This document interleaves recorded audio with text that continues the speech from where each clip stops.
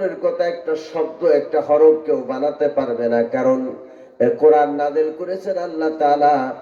এই কোরআনের সংযোজন, এই কোরআনের পরিবর্ধন করা কারোর পক্ষে সম্ভব নয়। আল্লাহ তাআলা বলেন, ইন্না নাহনু নাযালনা যিকরা ওয়া ইন্না লাহু লাহাফিজুন। আমি এই কোরআন নাযিল করেছি আর কোরআনের সর্বময় সংরক্ষণের দায়িত্ব আমি আল্লাহ পাক কুদরতে হাতে তুলে নিয়েছি।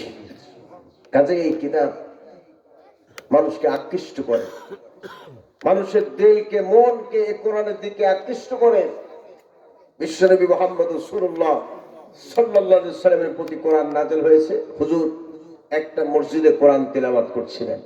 এই মসজিদে আল্লাহ পাক আমাকে যাওয়ার তৌফিক দান করেছেন, আমি সেই মসজিদে নামাজও পড়েছি। এই মসজিদে আল্লাহ নবী কোরআন তিলাওয়াত করছিলেন আর জিনেরা উপর দিয়ে ডানা মেলে উড়ে যাচ্ছিল। আল্লাহ জিনদেরকে আগুন দিয়ে বানিয়েছে, কিন্তু তাদের চলার জন্য ডানা দিয়েছেন, ডানা দিয়ে উড়ে চলে তারা। আল্লাহর নবী কোরআন তিলাওয়াত করছিলেন একটা রাতে, আর জিনেরা ডানা মেলে উড়ে যাচ্ছিল। নবীজির জবান থেকে তিলাওয়াত শুনে জিনেরা আর সামনে অ্যাডভান্স হতে পারল না।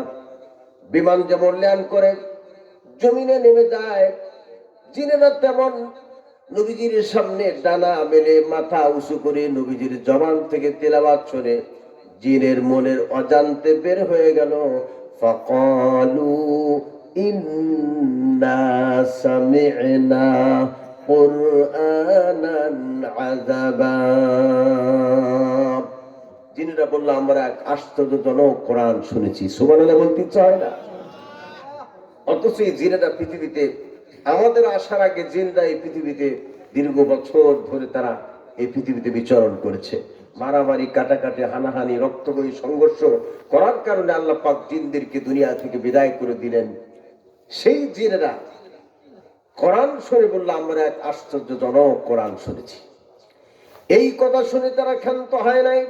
জিনেরা বলল, ইয়াহদি ইলার রুশদি ফাআমান্না বিহি ওয়া লান নুশরিকা বিরাব্বিনা আহাদা। জিনেরা বলল, এই কোরআন শ্রবণকারীদেরকে কোরআন হেদায়েতের রাস্তা দেখায় দেয়, আর আমরা আজ থেকে অঙ্গীকার করছি আর কখনো আল্লাহর সঙ্গে আমরা শিরিক করব না। সুবহানাল্লাহ। জিনেরা কোরআন শুনে আশ্চর্য হয় নাই শুধু, জিনেরা বলেছে কোরআন শ্রবণকারীদেরকে হেদায়েতের রাস্তা দেখায়, আর আমরা আজ থেকে অঙ্গীকার করছি আল্লাহর প্রতি ঈমান আনছি এবং আর কখনো আল্লাহর সঙ্গে আমরা শিরিক করব না। মুসলমান ভাইরা, আসুন আস্তে করে কথা শোনাই। কোরআনে কারীম যখন নাযিল হলো, বিশ্বনবী উম্মতের কান্ডারি জনাবে মুহাম্মদ রাসূলুল্লাহ সাল্লাল্লাহু আলাইহি ওয়াসাল্লাম মক্কা থেকে হিজরত করে মদিনায় গেলেন। মদিনায় যাওয়ার পরে নবীজি একটা মরুভূমিতে এই কোরআনে কারীমের তালিম দিচ্ছেন সাহাবায়ে কেরামের সামনে। সাহাবায়ে কেরাম নবীজির জবান থেকে কোরআনের তালিম নিচ্ছেন। যেমন আমি তালিম দিচ্ছি, আপনারা আমার সামনে বসে আছেন, কারোর মুখে কোনো কথা নাই, কেউ কারোর দিকে তাকাচ্ছে না, সবাই আমার দিকে তাকিয়ে আছেন। আমার ভাইরা, বিশ্বনবী সাহাবীদেরকে বসায় নিয়ে নবীজি মাঝখানে বসে আছেন। সাহাবীরা নবীজিকে ঘিরে ধরে নবীজির জবান থেকে কোরআনে কারীমের তালিম নিচ্ছেন। এমন সুন্দর আকৃতি নবীজি আল্লাহ পাক তাকে দিয়েছেন। নবীজি সাল্লাল্লাহু আলাইহি সাল্লাম বলেছেন, আমার ভাই ইউসুফ আলাইহিস সালাম ছিলেন সাদা সুন্দর, আর আমি মুহাম্মদ রাসূলুল্লাহ হলো লাল সুন্দর।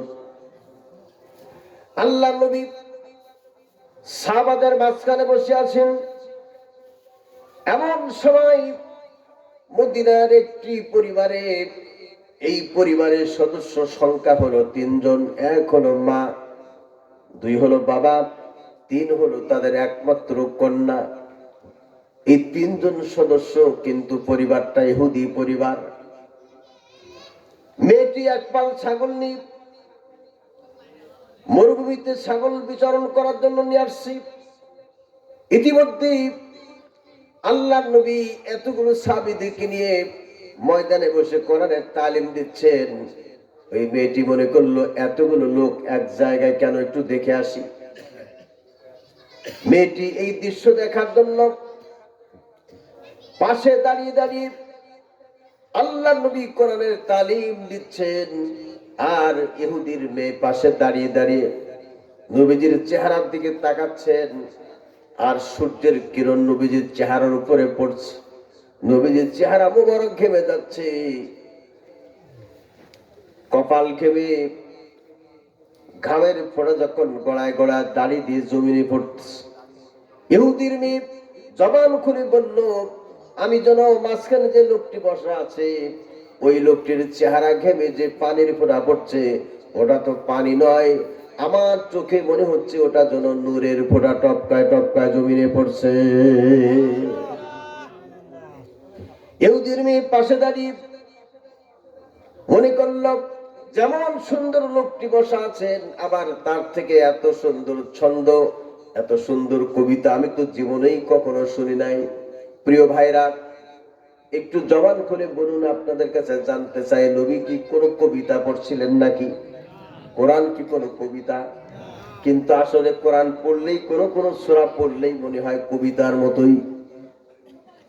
আল্লাহ তাআলা বলেন, ওয়াশ-শামসি ওয়াদ-দুহাহা ওয়াল-কমারি ইযা তালাহা ওয়ান-নাহারি ইযা জাল্লাহা ওয়াল-লাইলি ইযা ইয়াগশাহা। সুবহানাল্লাহ কইতে চায় না? মনে হচ্ছে প্রত্যেকটি থামার স্থানে হা বলে থেমে দেওয়া হচ্ছে। এত সুন্দর কিতাব আল্লাহ পাক দিয়েছেন, এক মনোমুগ্ধকর তেলাওয়াত আল্লাহ পাক দিয়েছেন, যা মানুষের মনকে মুগ্ধ করে, মানুষকে আল্লাহর প্রতি, ইসলামের প্রতি, তাওহীদের প্রতি, কোরআনের প্রতি আকৃষ্ট করে দেয়। আল্লাহু আকবার।